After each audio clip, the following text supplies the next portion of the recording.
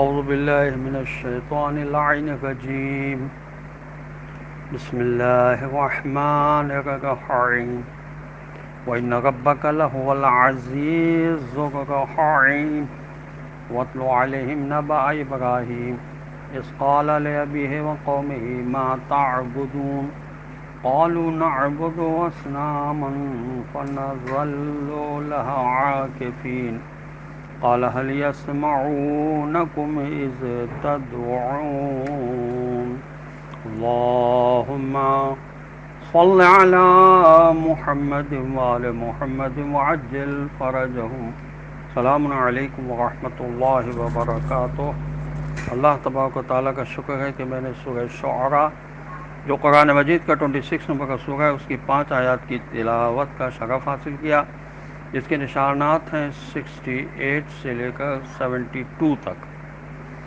آیت نمبر 68 کا ترجمہ یہ ہے، اور حقیقت یہ ہے کہ تمہارا پالنے والا مالک زبردست طاقت اور عزت والا بھی ہے اور مسلسل بے حد رحم کرنے والا بھی ہے۔ آخر میں خدا کا خود کو عزیز یعنی غالب طاقت والا فرمانا اس لیے ہے کہ وہی پانی جو فرعونیوں کی زندگی کا سامان تھا، اسی پانی سے ان کو تباہ و برباد کر دیا گیا۔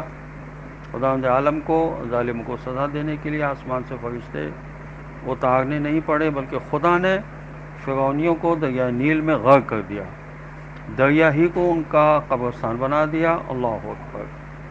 خداوند عالم نے یہاں پر خود کو رحیم شاید اس لیے بھی فرمایا کہ اس نے فرعونیوں کو باوجود ان کی سرکشی کے مہلتوں پر مہلتیں دی۔ اس کا یہی قانون سب کے لیے ہوا کرتا ہے۔ یہ تفسیر نمونہ میں لکھا ہوا ہے۔ تفسیر کبیر میں اس آیت کی ذیل میں لکھا ہے کہ خدا کی یہ صفت عزیز کے معنی عزت، غلبہ، طاقت، خود اپنی قوت کے بل پر کام کرنے والے کے ہوتے ہیں۔ اس صفت کا تقاضا یہ ہے کہ خدا جب چاہے جہاں چاہے اپنے مجرموں دشمنوں کو سزا دے سکتا ہے، مگر اس کی صفت رحیمی کا تقاضا یہ ہے کہ وہ فوراً گرفت میں نہیں لیتا، بلکہ اصلاح حال کی مہلت عطا فرماتا ہے۔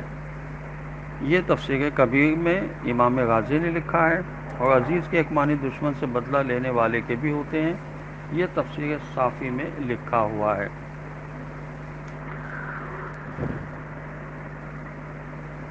اپنے رسول صلی اللہ علیہ وسلم کی طرف خطاب کا رخ ہو گیا، جس میں 2 باتوں کی طرف توجہ دلائی گئی ہے کہ آپ کا رب العزیز ہے، بالادست ہے۔ جس طرح قوم فرعون کا انجام ہلاکت پر منتہی ہو گیا ہے، ہر مجرم قوم کا یہی حشر ہوگا۔ اللہ تعالیٰ کی قدرت پر غالب آنے والا کوئی نہیں۔ الرحیم وہ جہاں دشمنوں سے انتقام لینے کے لیے بالادست ہے، وہاں اپنے بندوں کو نجات دینے کے لیے بھی مہربان ہے۔ لہذا اللہ کی قہاریت کے تحت دشمن کی نابودی اور رحیمیت کے تحت دوستوں کی نجات کی توقع رکھنا چاہیے۔ حضرت موسیٰ علیہ السلام کو وہ تمام معجزے دکھائے اللہ نے جو اللہ ہی کے مدبر اور رب ہونے کے دلائل پر مبنی تھے۔ آیت نمبر 69 کا ترجمہ یہ ہے کہ اور انہیں ابراہیم علیہ السلام کا واقعہ بھی سنا دیجیے۔ آیت نمبر 70 کا ترجمہ یہ ہے کہ انہوں نے اپنے چچا اور اپنی قوم سے کہا تم کس چیز کو پوچھتے ہو۔ آیت نمبر 71 کا ترجمہ یہ ہے انہوں نے جواب دیا ہم بتوں کو پوچھتے ہیں اور اس پر ہم قائم رہتے ہیں۔ قریش کے سامنے حضرت ابراہیم علیہ السلام کا واقعہ سنانے کا حکم ہے۔ اول تو قریش حضرت ابراہیم علیہ السلام کو مانتے ہیں، ان کی اولاد ہونے پر فخر کرتے ہیں اور ان کی پیروی کرنے کے بھی مدعی ہیں۔ ثانیاً حضرت ابراہیم علیہ السلام کی حیات طیبہ میں ایسے نقوش ہیں جنہیں سامنے رکھنے سے جرأت اور ہمت میں اضافہ ہوتا ہے اور ان کی سیرت میں اپنے مشن کی کامیابی کی نوید ملتی ہے۔ یہ جو فرمایا گیا کہ ما تعبدون یعنی اپنے چچا اور قوم سے ایک سوال اٹھاتے ہیں جس کا مقصد گفتگو کو آگے چلانا ہے، ورنہ حضرت ابراہیم علیہ السلام کو علم ہے کہ وہ کس چیز کی پوجا کرتے ہیں۔ انہوں نے کہا قالوا نعبد اصناما، ہم بتوں کی پوجا کرتے ہیں۔ عہد ابراہیم میں لوگ ستارہ پرست تھے۔ انہوں نے دیکھا کہ روئے زمین پر گزرنے والے واقعات کا ستاروں کے ساتھ تعلق ہے، اس سے وہ ستاروں کی تعظیم کرنے لگے۔ پھر وہ انہی ستاروں کو مدبر عالم کہنے لگے، پھر ان کی پوجا شروع ہو گئی۔ چونکہ ستارے غروب ہو کر غائب ہو جاتے ہیں اس لیے ان کی شبیہ بنانے کی رسم بھی شروع ہو گئی۔ پھر رفتہ رفتہ مدعیت کے شعبے بنائے گئے، ان میں سے کسی ستارے کو کسی ایک شعبے سے مربوط سمجھا گیا، چنانچہ ستارہ زہرہ کیف و سرور کا رب ہے، اسے ایک جوان لڑکی کی شکل دے دی گئی۔ خون خرابے کو مریخ کے ساتھ اور علم و حرمت کو عطارد کے ساتھ مربوط سمجھا گیا۔